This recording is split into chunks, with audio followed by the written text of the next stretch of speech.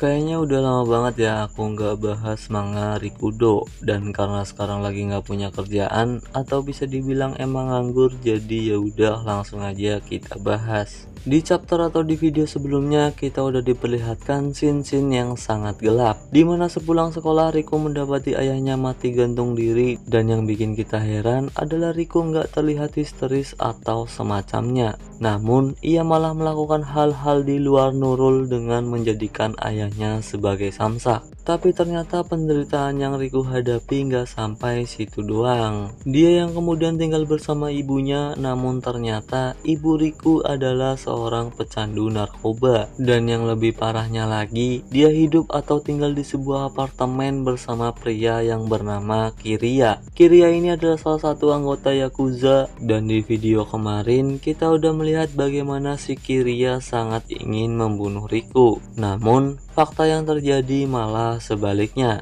Nah, di video kali ini kita akan bahas gimana nasib Riku menghadapi cobaan hidup yang tiada henti-hentinya. Jadi, tanpa banyak basi-basi lagi, mari kita langsung masuk ke dalam pembahasannya. Melalui internet, berita tentang seorang bocah yang bernama Riku membunuh seorang Yakuza membuat seluruh orang sudah mengetahuinya. Riku sendiri yang setelah kejadian itu dibawa ke sebuah rumah sakit, dan saat diinterogasi oleh seorang wanita yang bernama Ehara, Riku tidak membantah fakta itu. Bahkan, Riku tidak terlihat menyesal karena ia sendiri berkata jika tidak membunuh Kiria, maka ia sendirilah yang bakalan mati. Dokter dan Ehara yang mendengar perkataan Riku pun gak bisa berkata apa-apa, dan dengan polosnya Riku bertanya apa setelah ini dirinya akan langsung dipenjara. Ehara pun menjelaskan jika normalnya untuk pertama-tama akan ada investigasi atau penyelidikan, dan setelah itu Riku akan masuk ke pengadilan.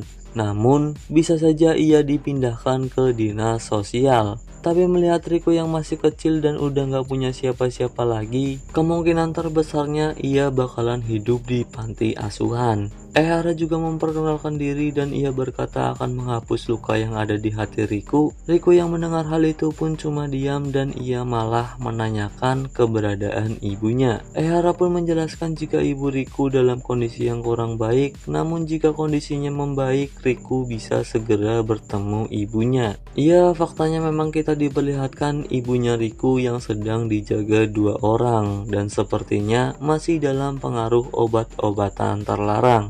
Nah, di sisi lain, Tokorozawa ternyata juga ada di dalam rumah sakit. Ia sedang melihat berita tentang Kiria yang dibunuh oleh Riku. Dan sepertinya Tokorozawa ini emang sengaja ke rumah sakit buat ketemu Riku doang. Karena setelah Riku keluar dari ruangan, tanpa berpikir ia sedang berada di rumah sakit, Tokorozawa langsung memanggil Riku dengan suara yang keras. Hal ini tentu membuat dirinya menjadi pusat perhatian, namun niat Tokorozawa sebenarnya cuma ingin memberikan hadiah untuk Riku. Ya, walaupun setelahnya ada orang yang menghalangi Tokorozawa untuk mendekati Riku, namun berkat Riku berkata jika ia kenal dengan Tokorozawa dan ingin berbicara sebentar, pada akhirnya mereka berdua bisa untuk saling berbicara. Tokorozawa yang sebelumnya udah tahu jika Riku telah membunuh Kiria, dengan raut wajah yang terlihat bangga, ia berkata, apa benar Riku bisa membunuh Kiria sendiri? Riku pun cuma terdiam, namun ia kembali mengingat saat Tokorozawa mengajarinya cara untuk melakukan pukulan. Dan setelah itu, Riku menundukkan kepalanya sebagai tanda ucapan terima kasih.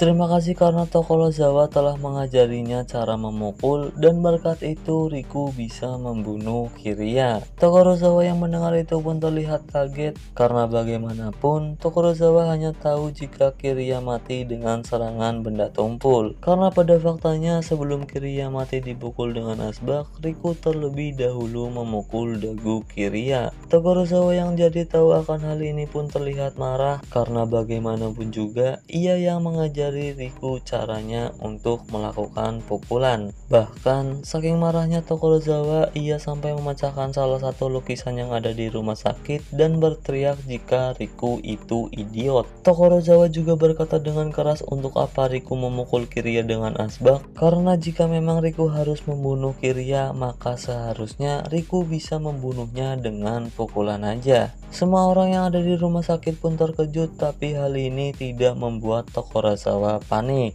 Bahkan ia kemudian mengelurkan tangannya kepada Riku dan meminta untuk Riku memukul tangan Tokorozawa. Riku yang mendengar hal itu pun sedikit bingung, namun ia juga berkata di dalam hatinya jika saat itu ia cuma mengikuti instingnya aja. Tapi tanpa pikir panjang, Riku mengambil kuda-kuda sembari mengingat pose yang ia lakukan saat akan memukul Kiria. Tokorozawa yang melihat kuda-kuda Riku pun sedikit terkejut karena bagaimanapun juga pose yang Riku perlihatkan itu menunjukkan jika ia akan memukul dengan tangan kiri. Apa yang Tokorozawa katakan memang fakta banget, karena setelah itu Riku memukul tangan Tokorozawa dengan keras menggunakan tangan kirinya. Setelah menerima pukulan Riku, Tokorozawa pun memberikan hadiah yang udah ia bawa, sembari memberi saran untuk Riku menurunkan lagi posisi dagunya. Ia juga meminta Riku untuk melakukan pukulan 1-2 setiap hari, bahkan ribuan kali selama hidupnya.